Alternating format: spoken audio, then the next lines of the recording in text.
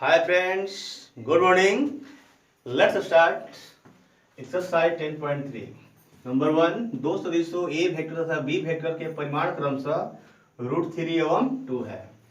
तो ए का परिमाण √3, बी का परिमाण 2 दिया था, लिखा गया। और ए वेक्टर डॉट बी वेक्टर बराबर √6 है, तो ये भी लिख लिए हम लोग। फिर कह रहा है कि तो ए वेक्टर तथा बी वेक्टर के बीच का कोण ज्ञात कीजिए, थीटा बराबर वाट। अब हम लोग फॉर्मूला पढ़ लिए हैं। A vector dot B vector equal to magnitude of A magnitude of B cos theta. इसका वैल्यू इतना दिया हुआ है √6, यहाँ √6 लिख लेंगे। इसका वैल्यू √3 और इसका वैल्यू 2 कॉस थीटा। √6 को हम लोग तोड़ लेंगे। √6 को हम लोग √2 मल्टीप्लाई √3 लिख सकते हैं। इसको हम लोग अपना तोड़ लें। √2 मल्टीप्लाई √3 अपॉन ये √3 और ये 2 है, 2 लिख लिया जाए, equal to cos theta. √3 cancel, ये ऊपर में √2 रह गया। 2 को भी तोड़ना चाहे हम लोग तो इसको √2 मल्टीप्लाई √2 लिख सकते हैं, क्योंकि 2 मल्टीप्लाई 2 बराबर होता है 2, तो इतना की जगह पर इतना लिख सकते हैं। तो हम लोग यहाँ इसके जगह पर √2 मल्टीप्लाई √2 लिख लें कॉस थीटा। √2 कैंसिल, यहाँ 1 हुआ। Cos theta is equal to 1 by √2। Cos theta is equal to 1 by √2। Cos में 45 डिग्री का मान होता है। 45 डिग्री का मतलब होता है π/4। लोग याद किए थे ना, पाई का मतलब 180 डिग्री और 4 हो गया तो कटाने पर कितना आएगा, 45 डिग्री। इस तरह से हम लोग 45 को क्या लिखते हैं, π/4। यहाँ π/4 हो गया। सो थीटा इक्वल टू π/4, हमारा यही आंसर हो गया। अगला प्रश्न 2 नंबर, सदिशों i cap -2 j cap plus 3 k cap और 3i cap -2 j cap plus k cap के बीच का कोण ज्ञात कीजिए। अब हम लोग जो ये दिया हुआ है पहले वाले को a मान ले रहे हैं। a वेक्टर बराबर i cap -2 j cap plus 3 k cap, और इसको हम लोग मान ले रहे हैं b vector equal to 3i cap -2 j cap plus k cap. पहले इसके बारी बारी से हम लोग मैग्नीट्यूड निकाल ले रहे हैं।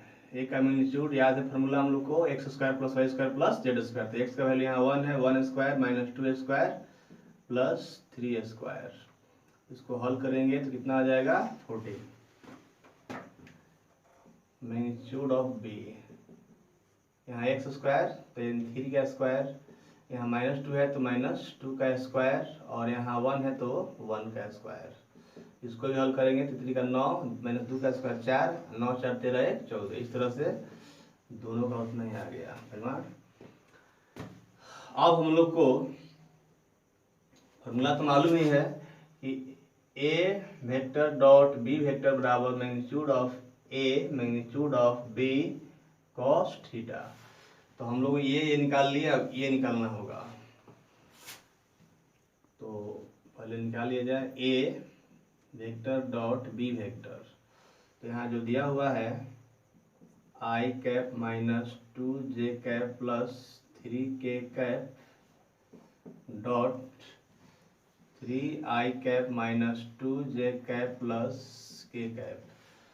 हम लोग को पहले फॉर्मूला अपना पीछे वाली मन मिलाना होगा। जैसे i कैप दोनों का डॉट क्या होता है, 1, याद है।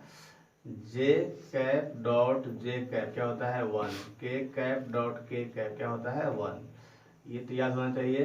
साथ ही साथ आपको i cap dot j cap 0 होता है, j cap dot k cap 0 होता है, फिर i cap dot k cap क्या होता है, 0 होता है। ये भी हम बताए थे।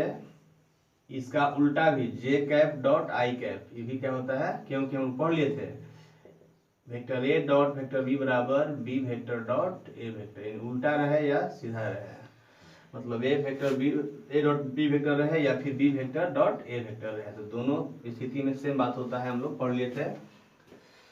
तो यहाँ पर आइए डॉट निकालते हैं। तो डॉट में पहले हम लोग समझ लें कि कैसे आसानी पूर्वक निकलेगा। जैसे आई को आई से निकालेंगे तो इसका वैल्यू हम जान रहे हैं कि आई डॉट आई क्या होता है 1, और जो संख्या रहेगा वो तो होगा ही, लेकिन आई को जब जे से निकालेंगे तो आई डॉट जे क्या होता है 0, इसलिए आई को दूसरे के साथ गुना करने से कोई फायदा नहीं है।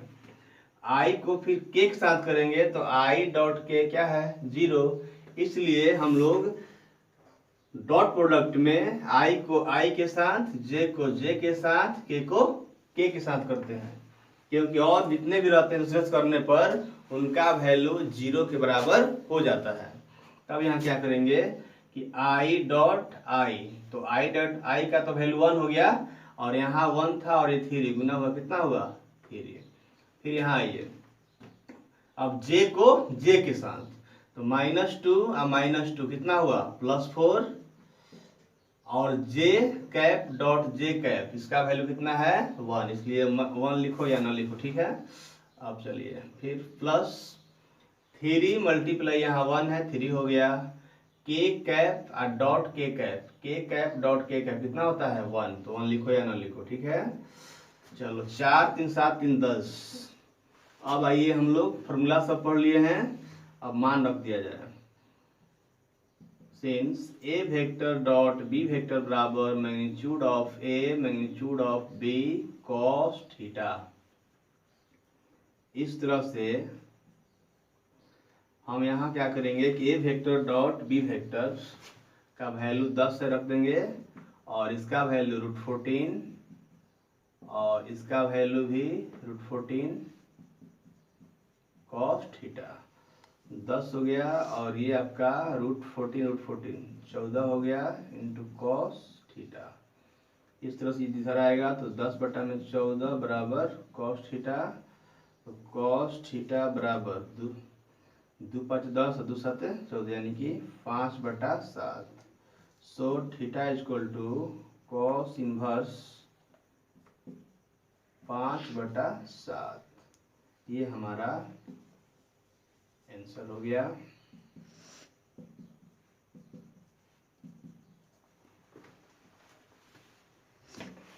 अगला सवाल 3 नंबर पे जाते हैं। सदिश आई कैप प्लस जे कैप पर सदिश आई कैप माइनस जे कैप का प्रक्षेप ज्ञात कीजिए। हम लोग दो फॉर्मूला पर ध्यान देंगे। ए का बी पर प्रक्षेप होता है A vector dot B vector upon magnitude of B, जिस पर लगा रहता है उसी के मैग्नीट्यूड से भाग होता है। बी वेक्टर का ए वेक्टर पर प्रक्षेप तो B vector dot A vector upon magnitude of A, देखिए वेक्टर ए पर काम हो रहा है इसलिए मैग्नीट्यूड ऑफ ए से भाग हुआ। तो फॉर्मूला याद करने का तरीका ये है कि जब जिस पर लगा रहेगा, वेक्टर बी पर कह रहा है तो इसका मैग्नीट्यूड से भाग दे देना है, वेक्टर ए पर कह रहा है तो इसके भाग दे देना है मैग्नीट्यूड से। तो हम लोग को याद करने का तरीका ये है। अब आइए चलिए जो पहले वाला दिया है उसको हम मान लेते हैं। Let A vector is equal to I cap plus J cap, B vector is equal to I cap minus J cap. यहाँ पर ध्यान दीजिए यह ए है, ए पर सदिश इतना का यानी ए पर सदिश बी का ए पर करना, यानी कि मतलब कि बी का ए पर प्रक्षेप। हमको यहाँ कौन सा फॉर्मूला लागू करना होगा, दूसरा। यहाँ पर दिया हुआ है कि B vector dot A vector निकाल लेंगे या फिर A vector dot B vector निकाल लेंगे, दोनों बात सेम है। तो लो हम निकाल दे रहे हैं B vector dot A vector, तो यहाँ I cap minus J cap dot I plus J cap, इसका डॉट हम लोग सीख लिए थे कि आई को आई के साथ जे को जे के साथ, यहाँ 1 और यहाँ 1 है तो 1, और आई कैप डॉट आई कैप का मान 1 होता है, वो लिखो या ना लिखो, माइनस प्लस माइनस यहाँ जे कैप को जे कैप के साथ, तो 1 और यहाँ 1 है तो 1, यानी 1 में से 1 गया 0।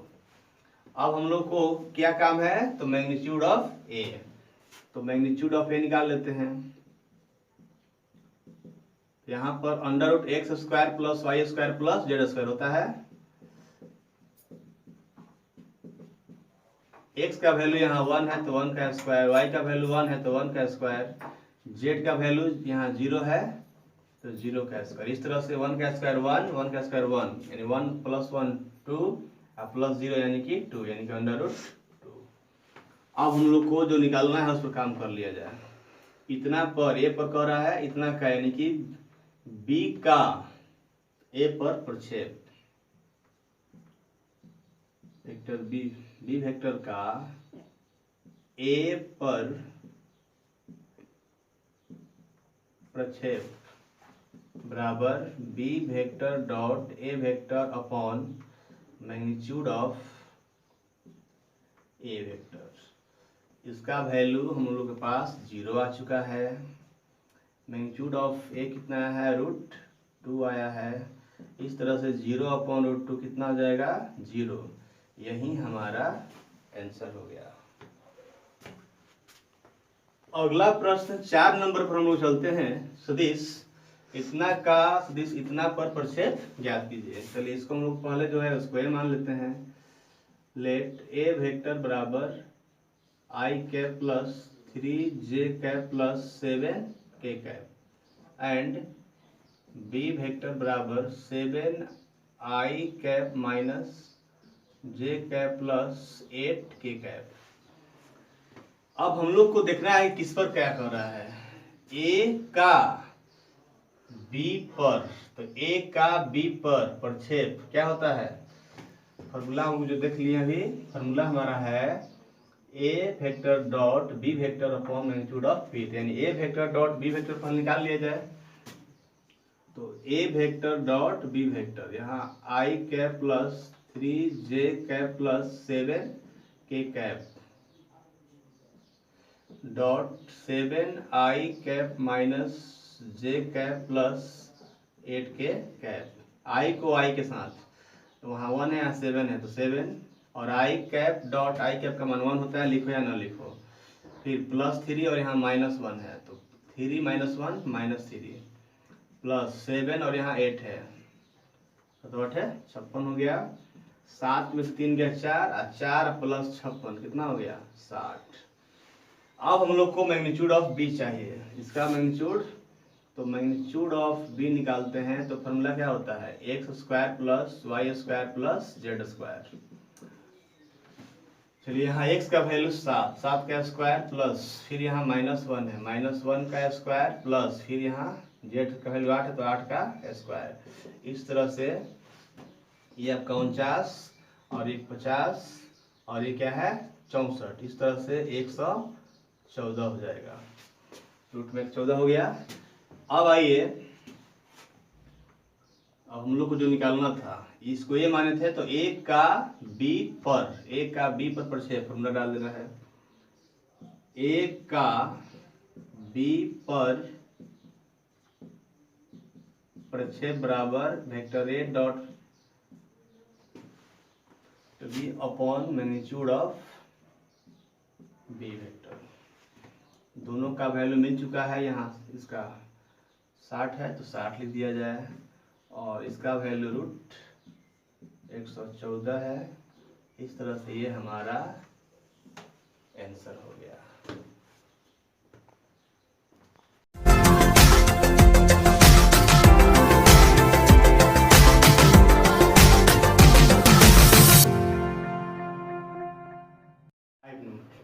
दर्शाइए कि दिए निम्नलिखित 3 सदिशों में से प्रत्येक मात्रक सदिश है।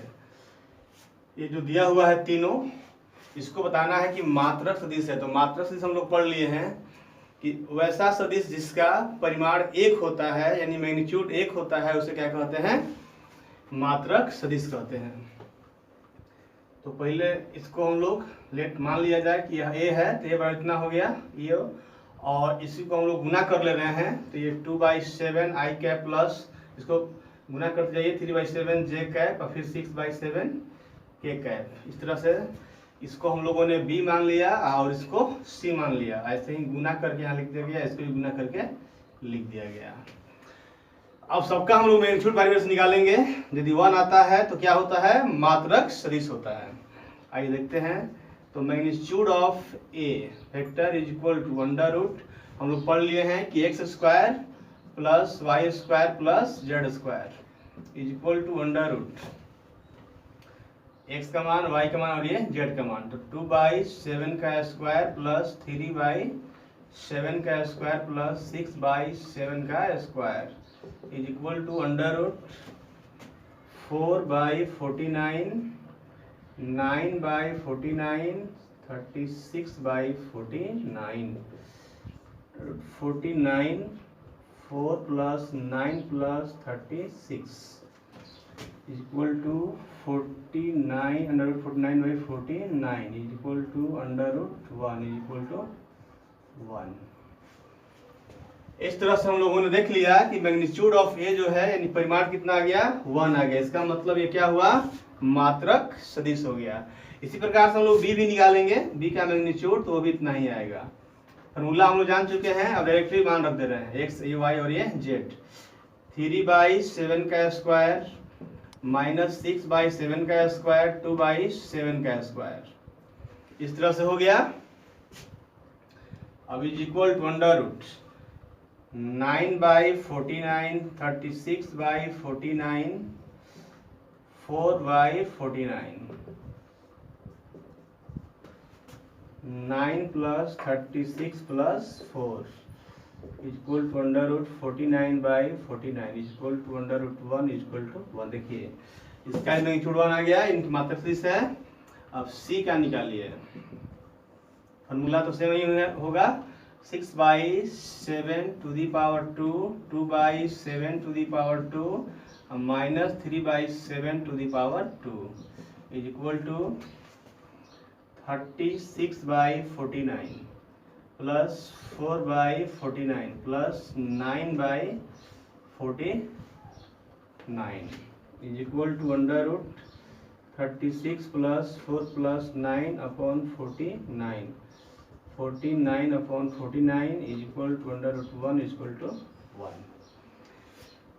ए का, बी का और सी का तीनों का परिमाण 1 1 1 आ गया। इसका मतलब है हमें दर्शाना था ना, दर्शाइए कि दिए हुए निम्नलिखित तीन सदिशों में से प्रत्येक मात्रक सदिश है।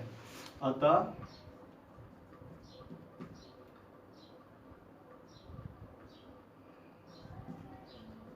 तीनों सदिशों में से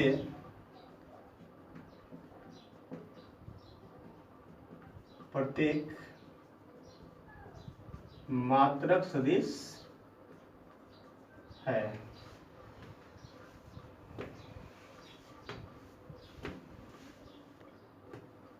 का सेकेंड भाग पढ़ेंगे। यह भी दर्शाइए कि यह सदिश परस्पर एक दूसरे के लंबवत है। हम लोगों ने पढ़ लिया है कि यदि A vector dot B vector is equal to 0 आता है तो इसका मतलब ये होता है कि A vector perpendicular B vector. हम लोगों ने ये पढ़ लिया है। इस तरह से जो भी रहेगा बी डॉट ए भी रहे चाहे ए डॉट बी, 0 आना चाहिए डॉट प्रोडक्ट। यदि मान लीजिए कि बी डॉट सी का वैल्यू आ गया 0 तो हम क्या समझेंगे कि बी परपेंडिकुलर सी वेक्टर है। तो इस तरह से हम लोग यहाँ देखते हैं क्या होता है। A vector dot B vector, इसका वैल्यू निकाला जाए तो ए का इतना है ना, तो आई को आई के साथ, जे को जे के साथ, के को के के साथ। चलिए एक बार हम लिख देते हैं 2/7 आई कैप प्लस 3/7 जे कैप प्लस 6/7 के कैप डॉट 3/7 आई कैप माइनस 6/7 जे कैप प्लस 2/7 के कैप। आई को आई के साथ, तो आई डॉट आई का मान तो 1 हो जाता है, 2/7 और 3/7 गुना किया जाए तो 6/49। अब जे को जे के साथ 3/7 माइनस 6/7 तो माइनस 18/49। के को के के साथ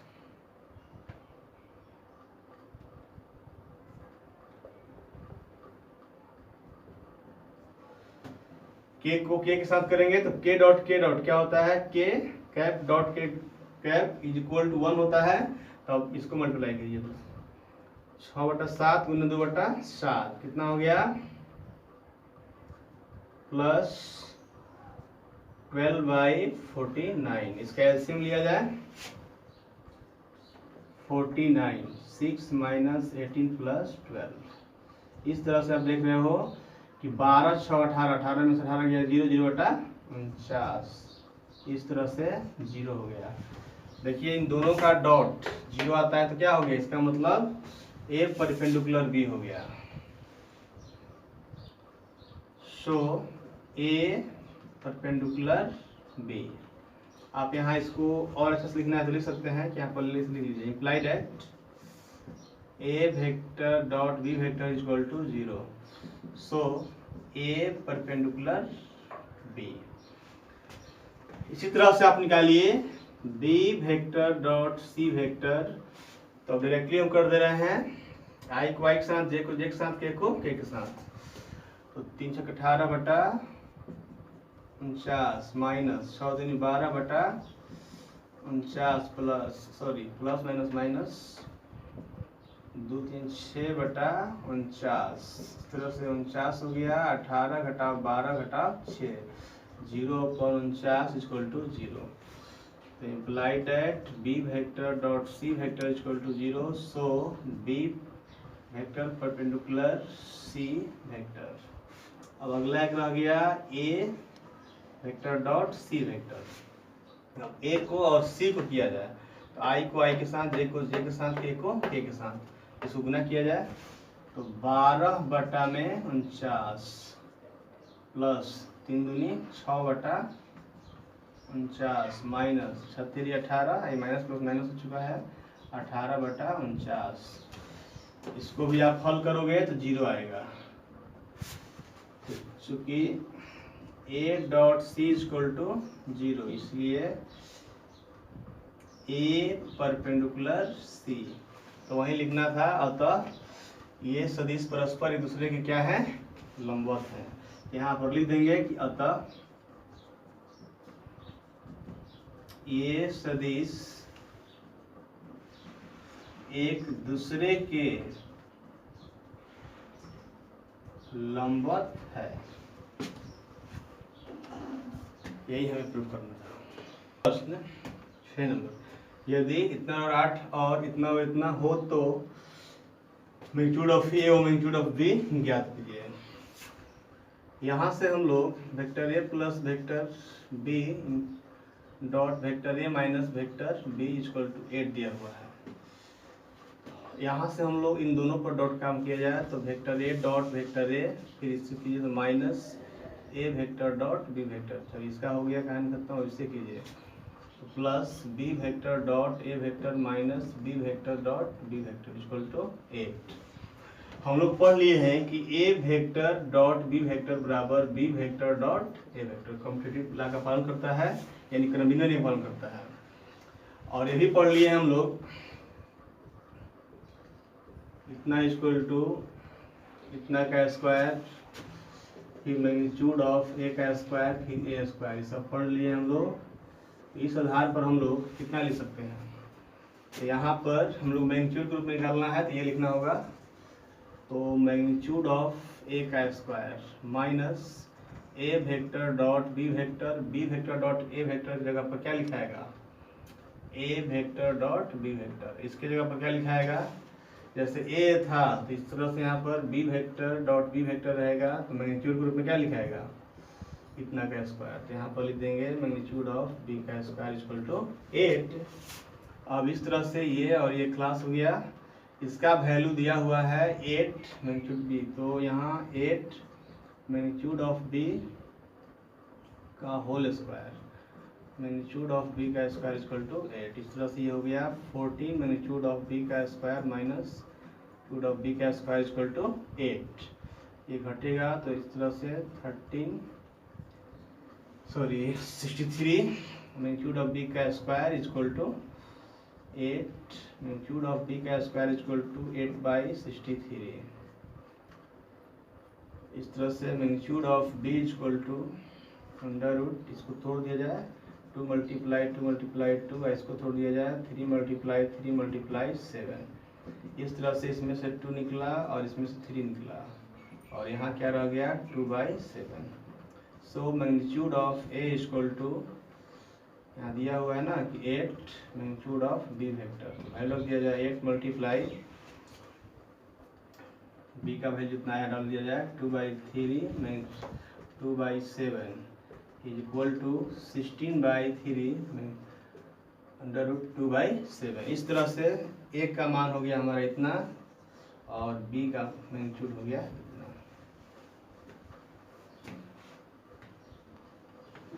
अगला प्रश्न, हमें इतना का मान निकालना है तो ये यहाँ से ये लिख लेते हैं 3a - 5b dot 2a vector plus 7b vector मान निकालना है।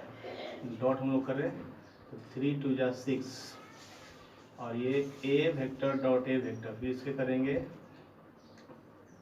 3 7 जा 21 और ये a और डॉट b वेक्टर। फिर अब आइए किसका कहानी खत्म, इस पर आइए -5 दोगे ना तो 5 2 जा 10 b vector dot a vector फिर माइनस प्लस माइनस 5 7 जा 35 b vector dot b vector. अब हम लोग पढ़ चुके हैं a vector dot a vector magnitude of a का स्क्वायर, इस तरह से b vector dot b vector magnitude of b का स्क्वायर। और ये भी पढ़ लिए हम लोग कि a vector dot b vector equal to b vector dot a vector, सबका वैल्यू रखा जाए। इसको हम लोग 6 मैग्नीट्यूड ऑफ a का स्क्वायर, इसको जो कहते हैं रंग दिया जाए 10 b vector dot a vector की जगह पर इतना लिख देंगे a vector dot b vector 35 और यहाँ पर b vector dot b vector की जगह पर मैग्नीट्यूड ऑफ b का स्क्वायर। इस तरह से 6 मैग्नीट्यूड ऑफ a का स्क्वायर 21 में से 10 जाएगा तो क्या होगा 11 a vector dot b vector minus इसको हल करने पर इतना आ गया 35 मैग्नीट्यूड ऑफ b का square. This is our answer.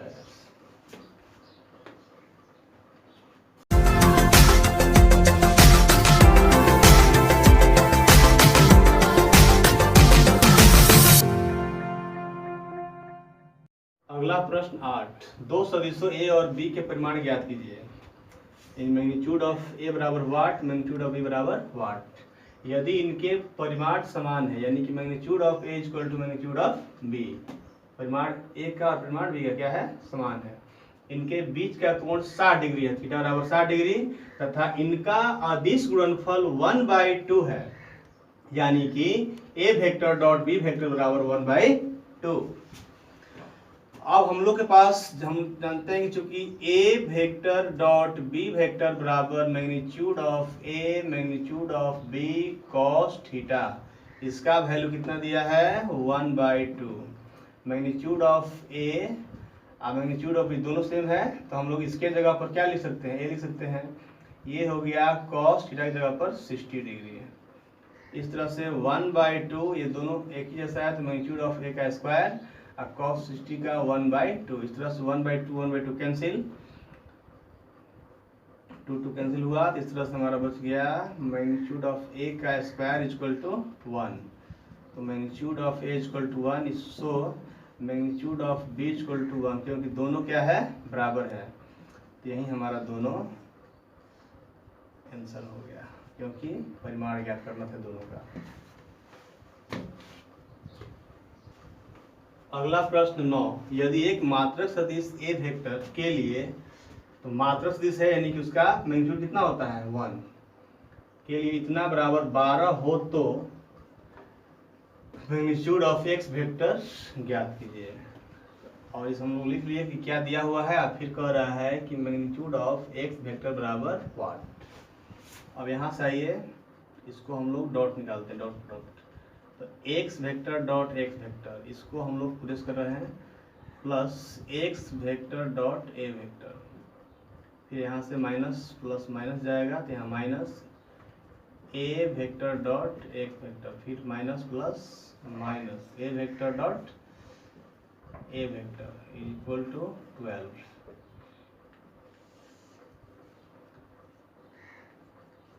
Like that हम लोग पढ़ लिए हैं कि A vector dot A vector क्या होता है, मैग्नीट्यूड ऑफ ए का स्क्वायर। इस तरह से जब x vector dot X vector रहेगा तो क्या होगा, मैग्नीट्यूड ऑफ एक्स वेक्टर का स्क्वायर होगा। तो यहाँ पर हम लोग मैग्नीट्यूड ऑफ एक्स वेक्टर का स्क्वायर और इसको ज्यों का त्यों रहने दे रहे हैं। अब हम लोग ये भी पढ़ लिए हैं कि A vector dot B vector बराबर B vector dot A vector. तो यहाँ पर दिया हुआ है, जैसे मान लीजिए X vector dot A vector, तो इसका उल्टा क्या होगा, A vector dot X vector. यानी कि इतना की जगह पर हम लोग इतना लिख सकते हैं, तो इसके जगह पर x vector dot A vector. फिर इसका हम लोग पढ़ लिए हैं कि मैग्नीट्यूड ऑफ ए का स्क्वायर इक्वल टू 12। इस तरह से ये और ये कैंसिल हो गया। मैग्नीट्यूड ऑफ एक्स का स्क्वायर, इसका मैग्नीट्यूड ऑफ ए का वैल्यू कितना है 1, तो -1 का square equal to 12। Magnitude of X vector square 1 का स्क्वायर 1 यानी -1 हो जाएगा, तो क्या हो जाएगा 12 plus 1। So magnitude of X vector equal to 12 1 13 होगा आपका 13 और ये जाएगा तो √13। This is our answer.